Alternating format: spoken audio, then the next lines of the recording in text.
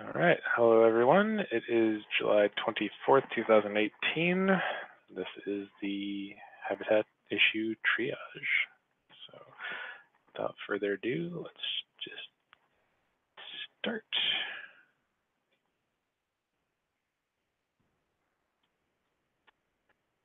All right, so everyone see the triage board here? Yeah. All right. Take a look here. Habitat hab package exec -- version doesn't report version information. Oh yeah, that's totally my fault.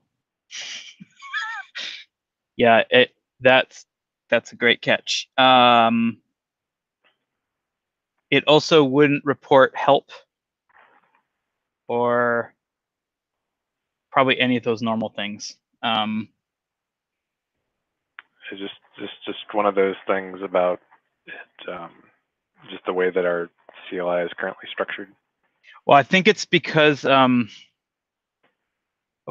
maybe it's not 100%, but something I can look at. The reason I'm suspicious is hab package exec at some point takes all the arguments that, like, on the program you want to run, and like passes that down to like a low level exec call. So there's a bit of like argument slurping, and that may or may not be involved. The other thing is, do we get version on every other subcommand? Because I thought that was something I disabled like on day one, unless that's crept back in. That's a good question. I don't know that. I don't see it on hab soup. I'm just kind of look at some of the others.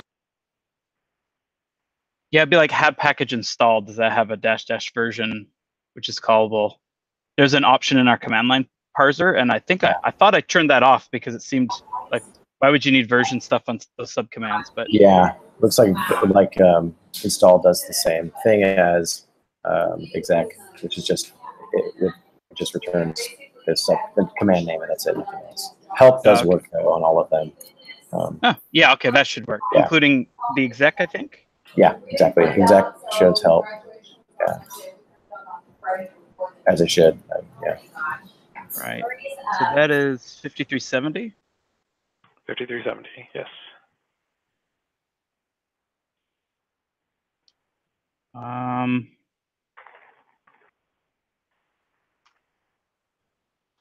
just going to say I'm going to follow up on this one just to make sure. But yeah, I think this might be straightforward. Yeah. Easy. I'll sign myself on that. Oh, you're labeling it up. Okay. I don't want to double do that. Yeah, I'll label it, but if you want to type in words, that'll be good. Yeah. Okay. All right. We'll move on to the next one. All right.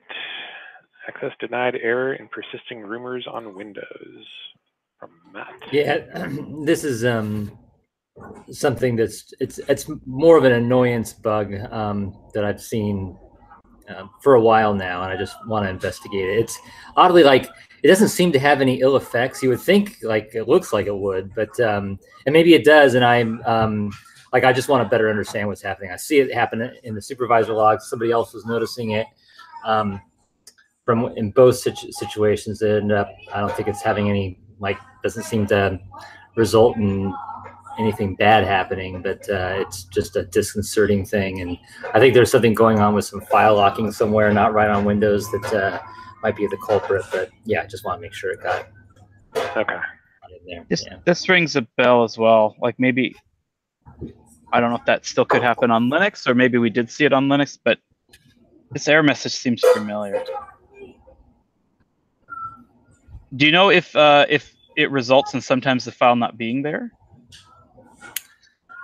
It doesn't seem to, like it. But again, I really haven't. I haven't probed. I haven't investigated it with any depth. You're right. We might maybe have an open file handle, although that shouldn't prevent you from completely nuking the contents of the file. Anyways, that does feel buggy. to me as well. Yeah, I'm wondering if maybe the supervisor's opening the file, like on Windows, like if you can open up, and I would imagine you do this on Linux too, where if you open a file, and I think maybe the default is like you open the file and you like get a lock on that file, and nothing else can write to the nothing else can write to the file.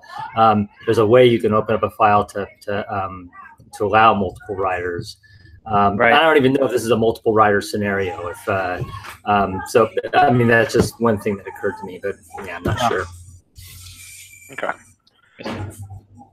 All right. Next up, error message improvement. I'll read through this for a sec.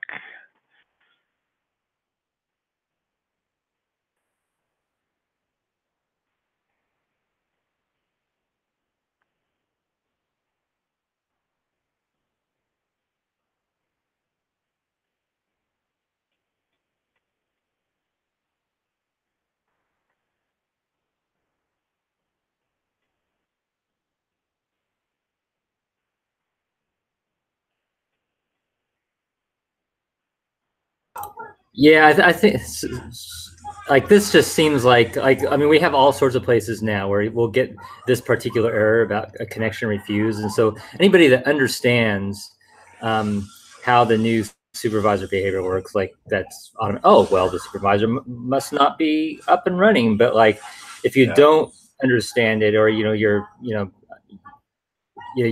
yeah, if you don't have that detail of knowledge, it seems like we could easily do something on our end that says, hey, if this particular error, we might also want to say, check to see if the supervisor is running, something, that's much more helpful and actionable. Yep. Yeah, this is probably in the borderline like usability bug for Yeah. like it could be easily clearer. And yeah, I think something like is the supervisor running? I think we have we likely even know what the what the remote address of that is, if it's the like local on localhost or the remote. So we could probably say, is the supervisor running on, and then put that like host field in, so it works kind of in localhost mode and in the remote case. Yeah, that shouldn't be too difficult to clear out. So I know like some of that is a protocol error through the pipe, which is, yeah, that's down in the weeds. However, on the client side, we can catch that particular protocol error and give a user-facing message, which kind of gives us the best of all worlds, I think. Yep. All right. Cool. Expose more bind info via supervisor API.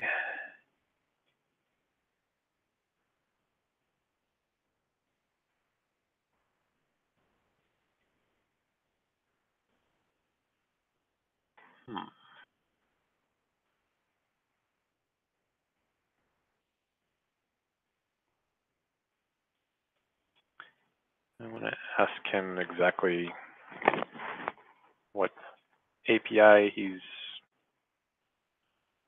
querying. Good point. I'm assuming that's the HTTP gateway, but perhaps not.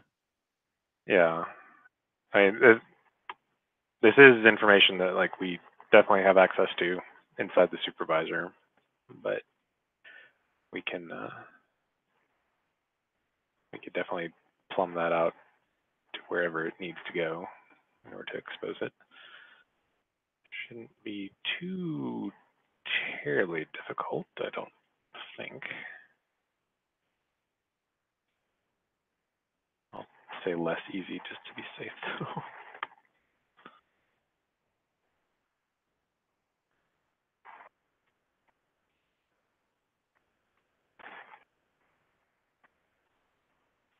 All right. Next up, I guess we need a triage builder. Yeah. Nginx config augmentation. A few other services on the server. I'm going to be our builder.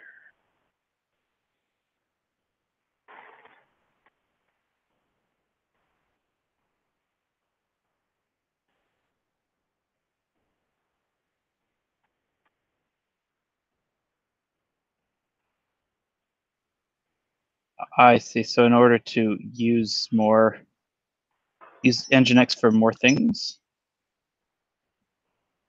Maybe. So if memory serves, our the name of our service that happens to be an Nginx process is not called Nginx, I believe. Builder API proxy. Yeah. So it is still possible to run like an actual core Nginx service that doesn't impact what we're running on the same host. I guess this is a way of saying it might be nice to make Nginx do more than one thing, but it's also probably just as easy to run like two Nginxs.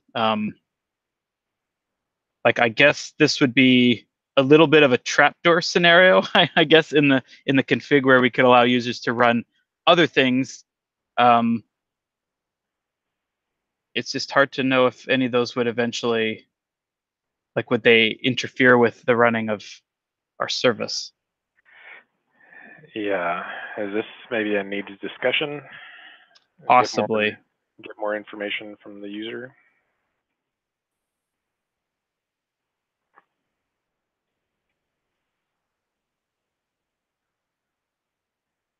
My guess is that our on-prem depot, this is probably where it's sort of like intersects, or this might be like a use case here that that service component would be at play with the, you know, if you want to run a depot yourself kind of thing, that service component's in play. Yeah. Okay. So I think we need some more information about exactly what they're wanting to do, and then we can revisit once we have some more information. Yeah. I'll leave it with needs discussion, and then we'll come back to it. All right. What if I need an old version of Hab? Oh yes, yes, we should do this. I think this is wrong. So we just need to document using that. Yeah. Mm-hmm. Yep. Yeah. That seems pretty straightforward.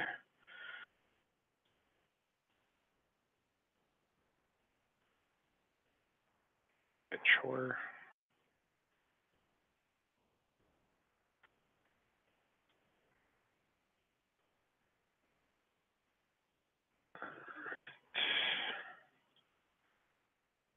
All good.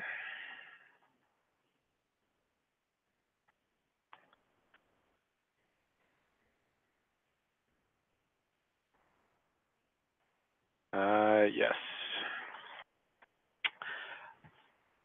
I got some other issues that are related to this. Ultimately, I think I'd like to incorporate the health check into the gossip layer, which it's not incorporated into, and like that would allow us to, you know, wait until you're done with your init hook and your service is actually up and can do something before gossiping out that it's actually running.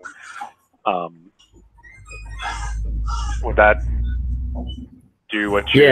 Yeah, that would definitely suffice. Yeah, the specific scenario that I've run into with this is SQL Server, and so SQL Server has this init hook that literally the very first time that init hook ever runs takes 5 minutes as it installs SQL Server, and so then you've got in a lot of my demos, which is if only we lived our lives in a demo.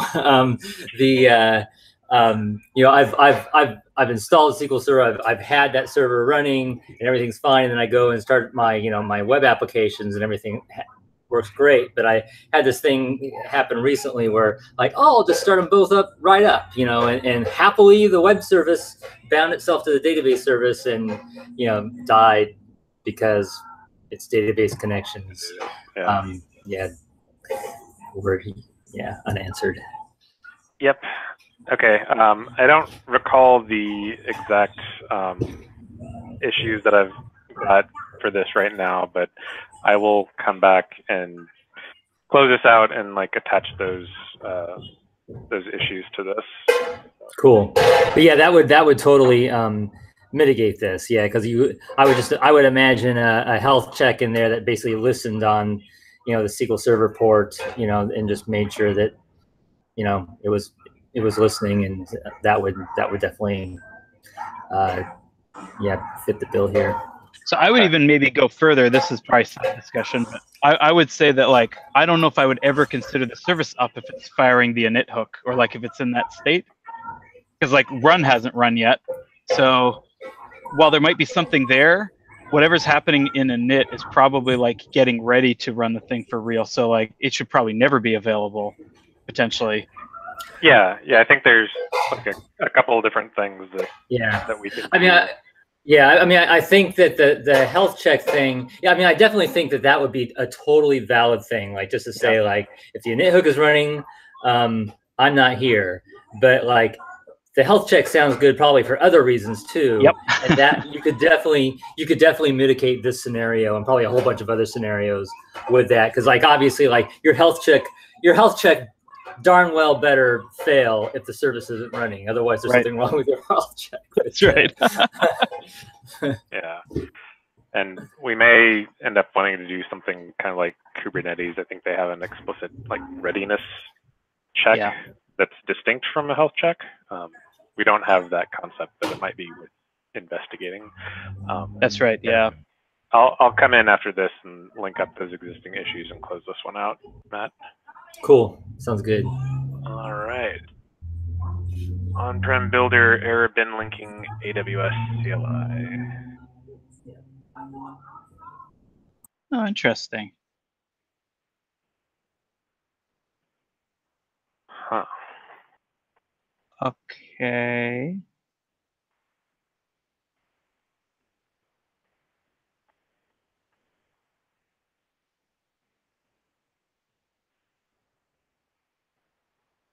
Well, that likely means that the fix for this is probably in our like main Habitat repo in the bin linking logic, I bet.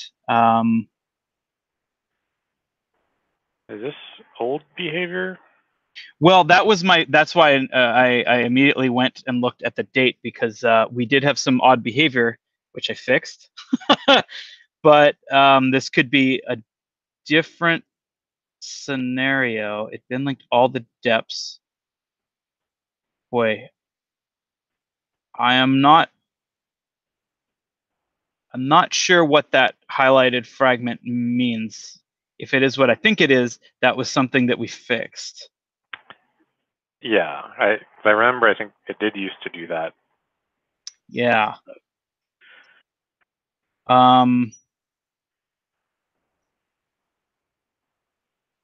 So it was reported very recently. However, I wonder what the version is. Like, maybe in the last 3 months this was fixed. Oh, so definitely. That might be, yeah. 73, huh? On-prem builder.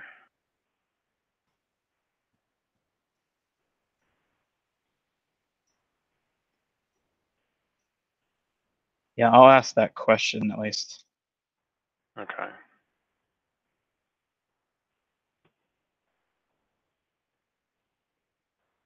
This is cool. Everything in the on-prem builder, all the issues are easy. Cool. Awesome.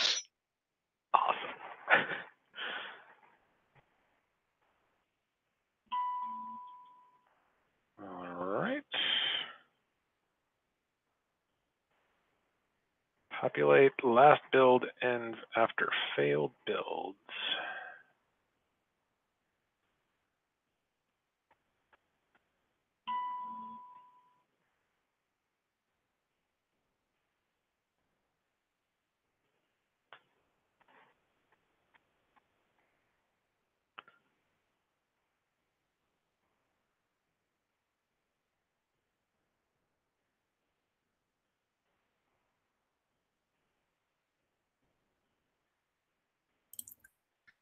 I could totally I totally empathize I totally with this. My only concern would be like, I think that I think that there's a lot of scenarios where you want to rely on the last build environment being like, this is my last good build. And so what I could see is have something in the last build environment indicate, well, no, not if it's the last. There's got to be some, I mean, if there's some way, maybe a different file, like not last failed build, but like last build, like, the last, just this is the last build that happened, whether or not it passed or like failed. Yeah, I guess what I'm getting at is there should be some way of discovering data about your last failed build. Yeah, I thought we had something sort of like that. So we do have some callbacks now that you can define in your plan. Oh, right. That can do like on success or on failure. I think that's the names.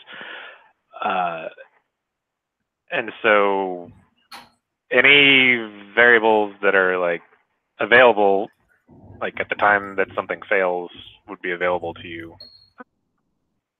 in that failure callback. And so that might be useful here. So the other thing I can call out is we do actually have a file that this might have flown in under the radar. There's a file the build program makes pretty early in this process, and it's pre_build.env. Yeah. The purpose is supposed to be if the build fails, that file will stick around with the basically like the package ident information, so like this is the thing that I attempted to make, but it didn't succeed. And all we're really doing is near the end, when we actually have good success and we're writing the metadata and we're writing the last build end file, if that pre-build env exists, we're just deleting it so that it doesn't exist anymore. So we just like kind of wipe it out. So I'm not sure if the function of that would be enough. Or it might be worth us double checking that the way I'm reading the behavior, I'm pretty sure that works. That was a way that I think we basically added this for ourselves so that in Builderland we could say we could get a full package ident for like the attempted build that we made. So when we have a failure, we can still say like we tried to build this package. We just prior to that had no way of getting like their package release info. Right. So I will add that in there to say, did you know about this file? Will this kind of do the job or not? Because maybe it is already something in there. It's just a matter of looking at another file if it exists or not. Yeah. Do we want to more discussion on this, or? I mean, if the proposal is to move forward with this specifically, then probably yes. It is a little problematic that maybe that file could have been called last successful build to be clear what its intent was. Is something that you should be able to like safely source that gives you the last thing that definitely worked, not necessarily like the last failure, but that was probably poor file naming. The important thing when we added this was to not change the name of the file, so it was static because it was impossible once you built the program to know which heart was related to your build without almost parsing the end of the build output, and that was a little silly. Yeah. All right, so I need maybe a little more information and sharing some possible alternative approaches using either the pre-build env or the success and failure callbacks. Yeah. And then we'll revisit once we get a little more information back.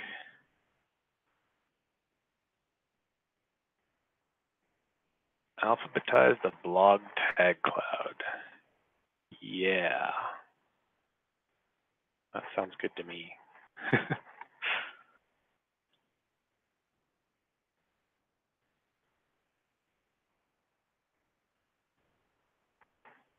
Anything else? No?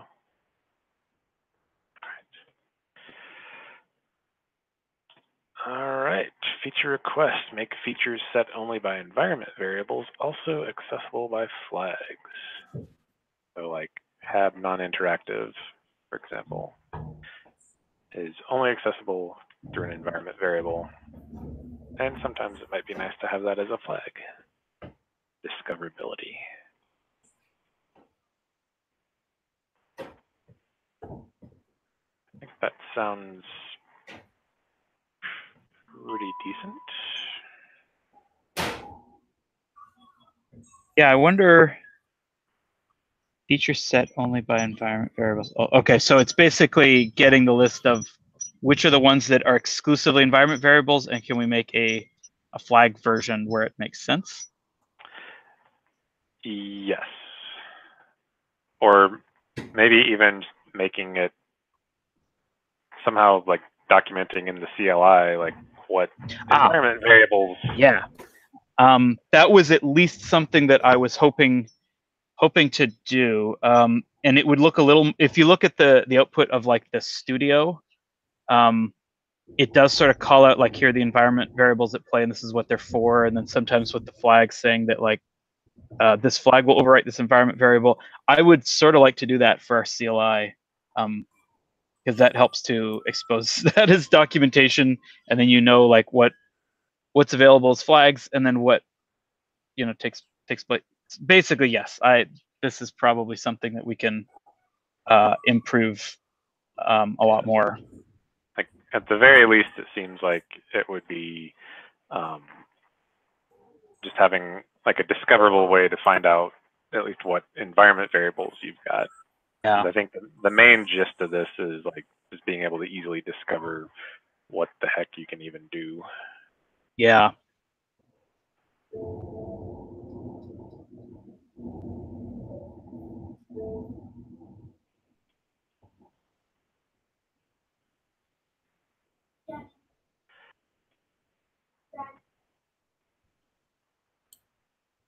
All right. Cool. Package service user and package service group to be overridden at runtime. Yeah, this was. Remember this from the forums, yeah. Yeah, this is from the forums, and even before that forum post, it was something that I know I've bumped up against. It's certainly something that creeps up in the Windows world, where a lot of times you want to run a particular service as like some kind of a domain, service account, and that you absolutely wouldn't, pin that account to your plan, because it would be very specific to your organization, unless it was a private plan. But it would just be great to have a freedom, to have the freedom, even if they're public plans. And even if you did specify a service, some specific service user or group, to be able to override that at runtime. Yeah. So that might be, I think that's technically a doable thing. Oh, totally. The hard part is it depends on the author of the plan and how much discipline they have and what the software is. So assuming that they don't hard code those like user things in there, if they're doing like ch owns and they're putting like literally the word hab : in or something instead of using template variables, then there's only so much we could do, but that's, I guess, a deficiency of the plan or the package. The other one might be if the software was compiled, like I'm thinking those set UID kind of like Linux binaries where you can run a program that gets you sort of like root-like privileges, and sometimes the owner of that file and the user that you are need to kind of like line up.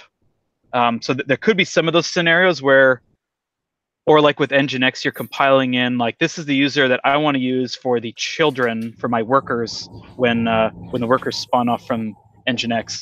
So like there may be some stuff at compile time that the best we could do is allow you to override that value, even if the software might die. Like it might be hard for us to predict if you can like truly override that variable or not, and we might not have full ability to like detect a potential failure for you. But that could be tricky to do like 100%. That might be something that we could highlight in again core plans. Like we currently have like README to specify like, how you're supposed to use this and things like that. So that might be something to call out. Like really, you can't override. You shouldn't override these user and group because reasons. Yeah, unless there's some way we could describe what the plan, this is like the overridable user default or some way of saying like, as a plan author, I'm telling you that like a user could change this versus this other one that like it's immutable basically. Like it was unfortunately it's something that's compiled in, so this user needs to be here. That might involve like a differently named variable or something with some, I don't know, some fallbacks or something. Like that could be a way is it could be up to the author to opt into the ability to be flexible maybe.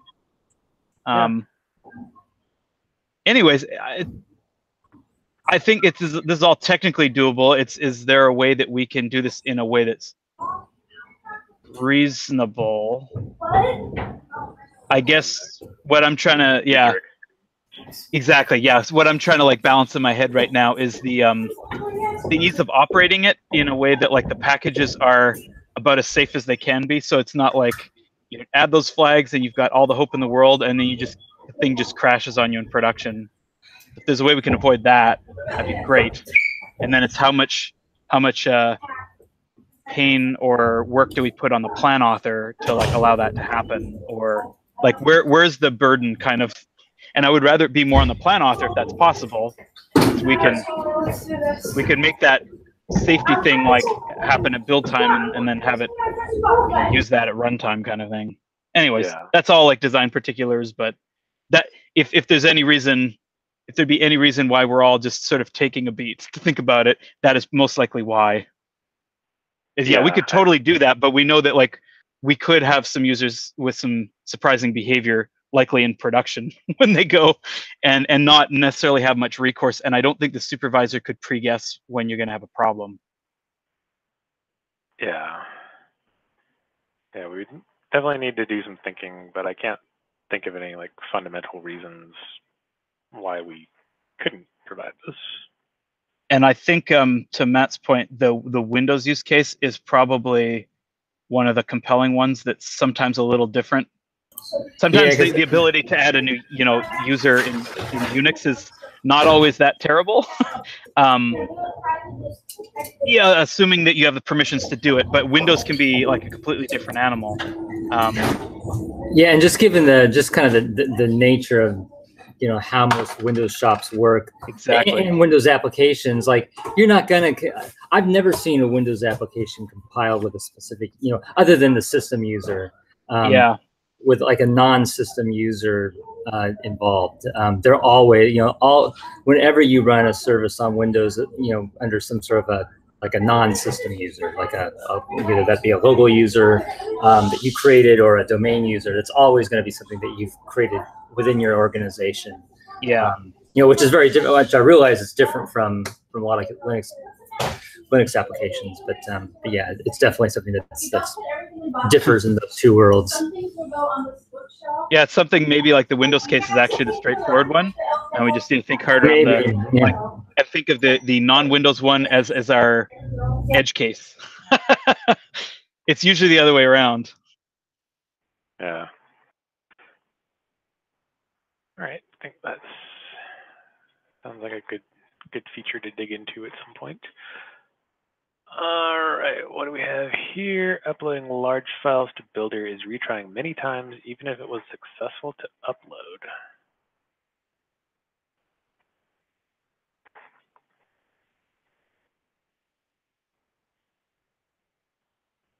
Okay, my question was going to be, is it a large file, which it is. A very large file. I still think that this is a legitimate problem. This is a bug. The problem that we've had is it's been hard for us to figure out where exactly that is, and it seems to do with timeouts, and that's related to sort of bandwidth. So knowing what we're not sure is that timeout on the client side, or is it on the server side? And if it's on the server side, does it make a difference when you're close to that depot or further away? That's kind of why I said timeouts and bandwidth. We have noticed this problem on larger files, and it seems like it happens less when if you're running a builder like locally on your system, so like the builder's very close. I find you don't tend to see this problem nearly as often as when it's a little further away.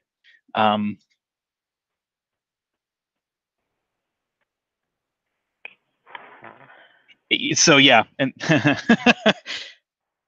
that is interesting.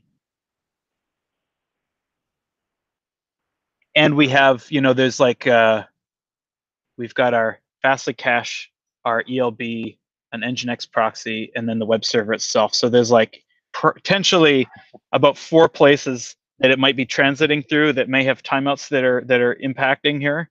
And these would be, longer running, like seconds long running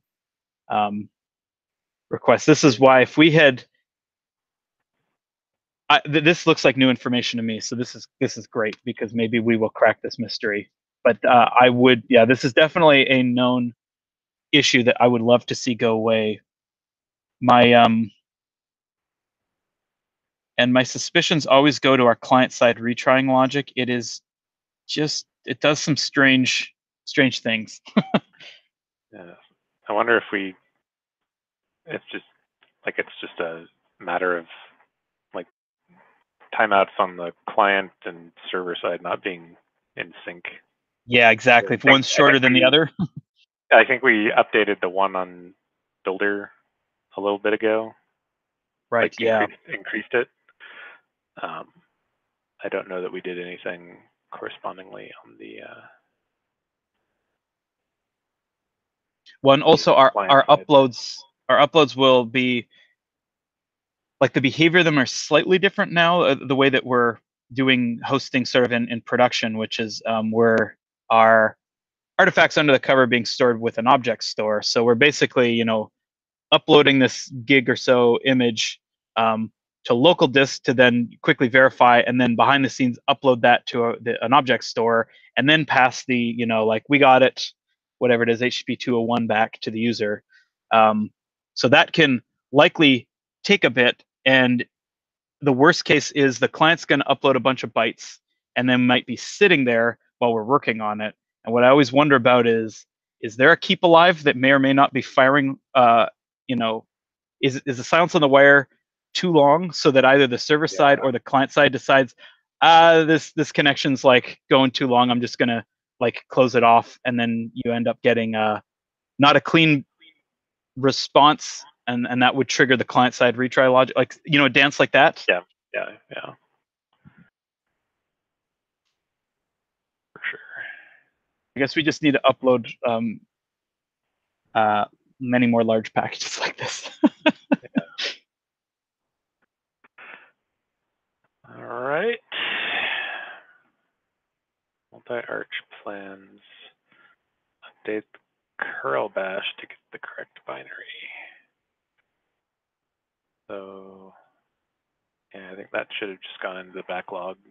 That's right. So this is some work that we're doing to kind of introduce a new package target. So a package target being like 64-bit Windows and Linux and Mac and that kind of thing. So we're basically introducing a new package target that is that works on 64-bit Linux, but older, like kernel versions. So this is kind of the first time where we might have 2 packages that could technically work on one system, so that the normal, like, detection of like, oh, I know that you're on Linux 64-bit, so I know the package target for you. We just need a way of explicitly asking for a particular target type. So I'm guessing the wording on this is just a little old. I can probably just update the name of that. Yeah, this is another issue that basically also needs to be in in the backlog, but yeah, Yeah. it's around the same thing. All right. Templates don't honor binds declared by composite packages. That's interesting. So ideally, this should be the case, as I understand it. Once that composite has been sort of like installed under the cover, those services are back to being, independent actors, basically, just like adding multiple services to supervisor directly. Yeah. This is interesting. So unless it's some of the composite pre-wiring, maybe. Normal service. Find database value used in the template.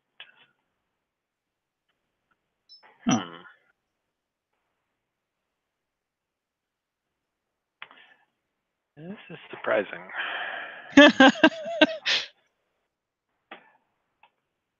I would not have expected that, but I needed to dig into that to see exactly what's happening there. Obviously, that should not be the case, though.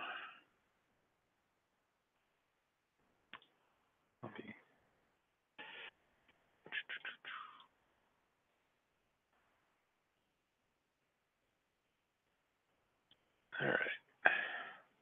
Cool.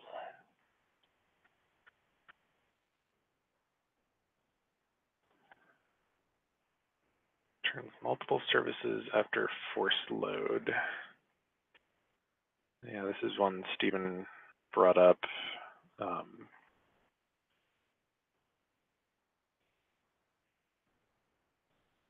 Looks like there may be like kind of a race condition, or just kind of two entries. Does is that title accurate, or does that word returns, is that intended, or is it supposed to be restarts? He's talking about the HTTP gateway. Oh, for the gateway. Okay. Oh. Yeah, when you. Okay. Yeah, that's not right. Yeah. So. Oh, okay. We've got a nice test case here. My goodness. And yeah, basically. Wow. He needs to get a medal for this. Or he needs to get a bug fix landed for this. That's great. Yeah. So I believe that our gateway, what we're basically kind of doing is sort of like statically rendering out the view so that the gateway is sort of like decoupled from the event loop of the supervisor right now. That was just a way to like shed load on the supervisor's main loop, which is something that we might eventually be able to revisit.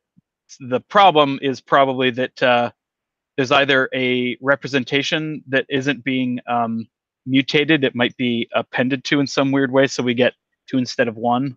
And instead of like, matching on the name and just overwriting.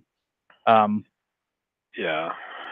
But it's probably when that representation is being flushed out, whatever the representation is in memory that uses that as its source is probably not being updated totally right. What's interesting is that's how it's manifesting in the HTTP gateway, but it makes me wonder if there is potentially the code that generates that kind of view for the gateway. Yeah. That's coming from some, internal state in memory. And if that's not totally right, if that's leading to a bad gateway output, what else might it be not? Yeah. It's making me wonder, is the in-memory representation not totally right? And that could be manifesting as other bugs. So fixing this, we might actually fix some higher value or like more deeply evil bugs. This feels like a very good hint. Yes, agreed. Yep. You do need that. Oh, was that okay? I think I forgot. Thanks, Matt. So yeah, we're saying Matt reports this, but that's because you're living a little more of your life in Windows. I feel as a team we're starting to get better. I certainly am trying to put the effort in when I know I need to change, update, modify some behavior if that affects our build program and the Linux plans. I'm trying to do the equivalent work in Windows, and ideally, if I can get it in the same PR or the same commit, so it looks atomic. Doesn't always happen, and I know it usually involves me rebooting and spending a little bit of time catching back up with how did I do that in PowerShell, but it's pretty great though. I saw the PR go through, so I just added that. I mean, it's nice when it gets in the same PR, because otherwise it's easy to just forget about it, and then like 2 months later, we're like, oh, that's not available, in Windows. And you're right. Yep.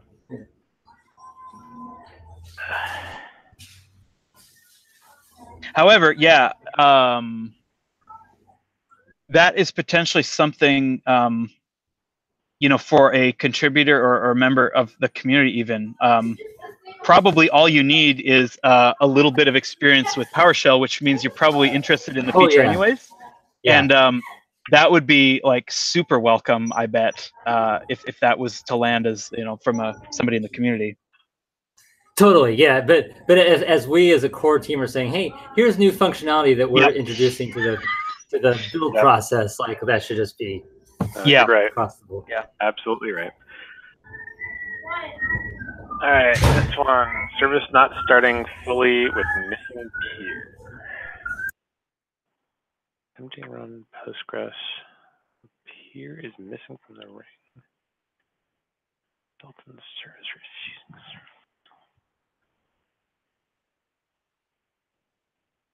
Huh.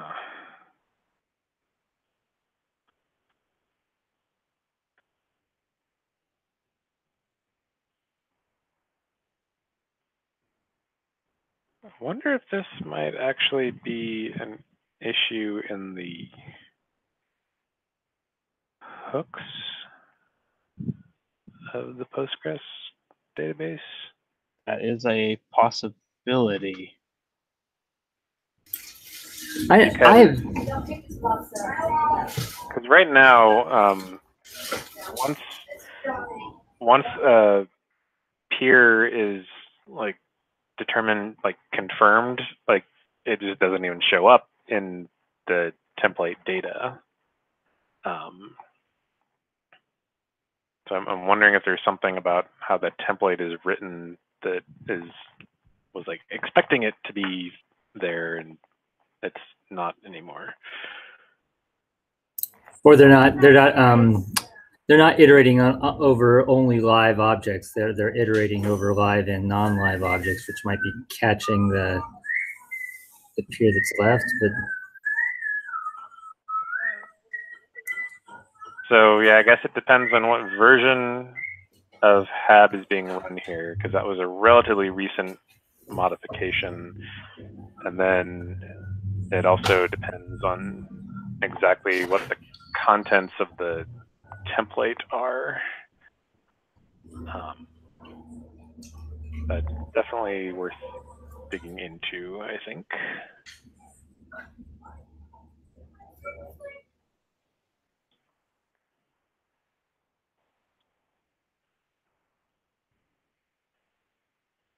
This is definitely a supervisor and also possibly core plans.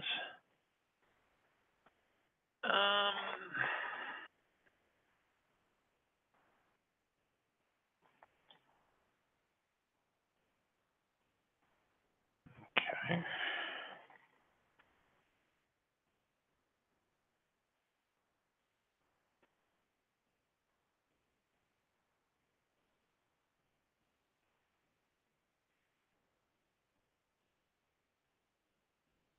Huh. I guess we just need to be a little more careful in our scripting. Oh, which one is this? This is on-prem builder. Ah, okay. Well, that's good, actually. So Yeah, this is, I believe, a shell script, the provision running under the hood, and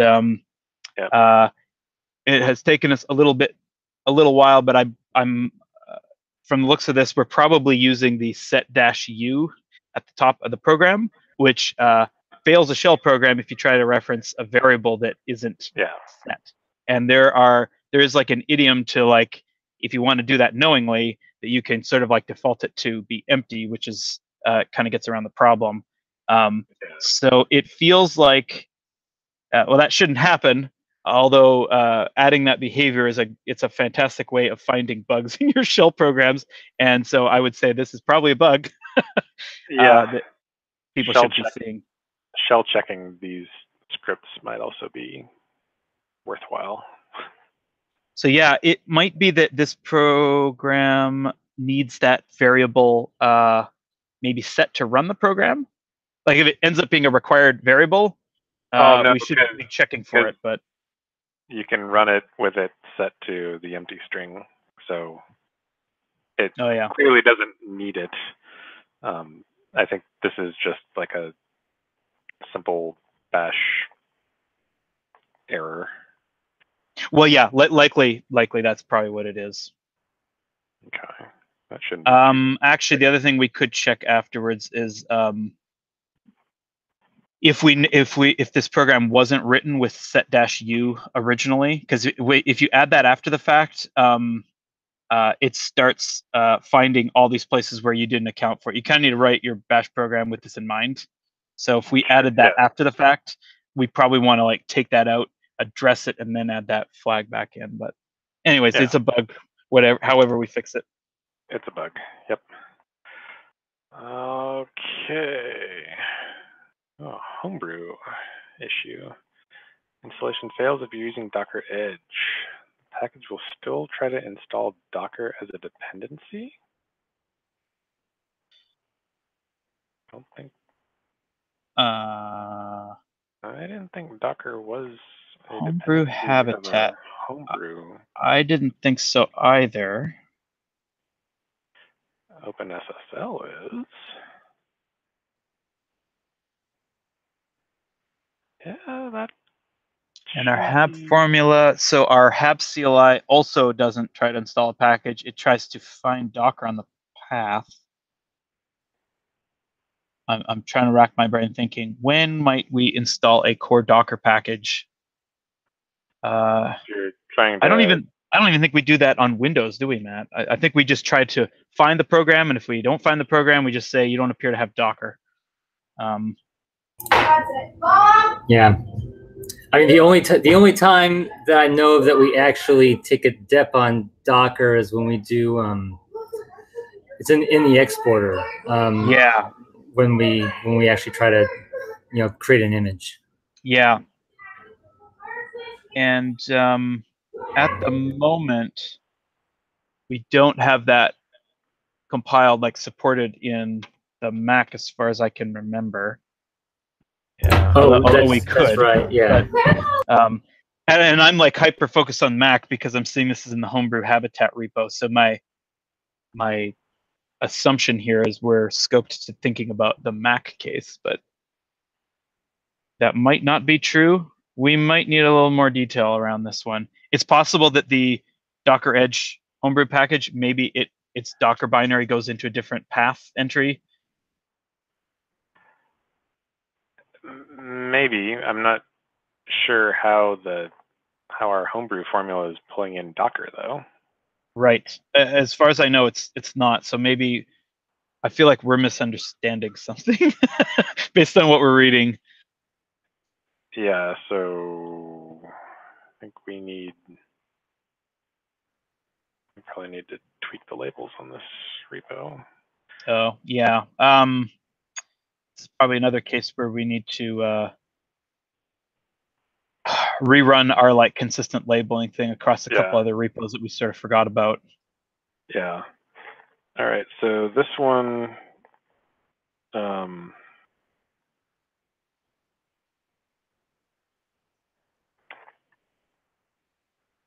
not sure if this is actually a homebrew issue. I know.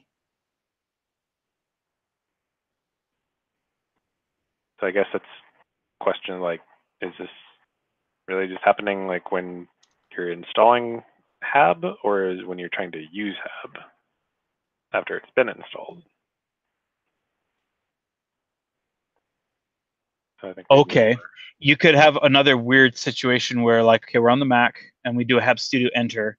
At that point, we're using, we're in a Docker engine, and maybe it's the Docker Edge one. And so the socket that gets mounted in, the Docker sock is for Docker Edge.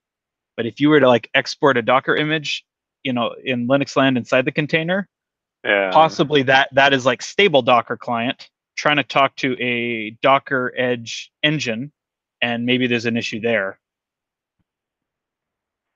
Yeah.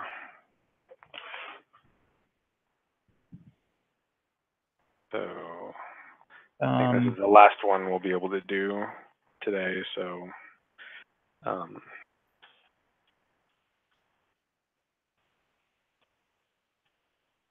yeah, I can. Oh, you're doing it. Okay. I was starting a similar question.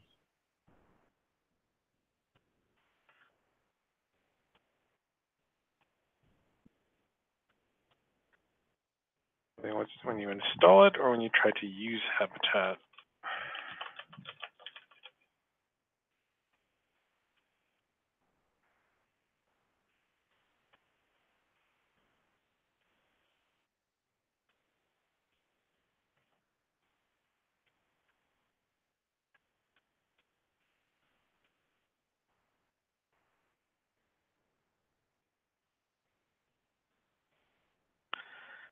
All right, we'll leave the needs triage, leave that in the needs triage pipeline. All right. So I think that will be all for today. It was an hour of triage. So thanks everybody, and we'll see you next week. Yeah.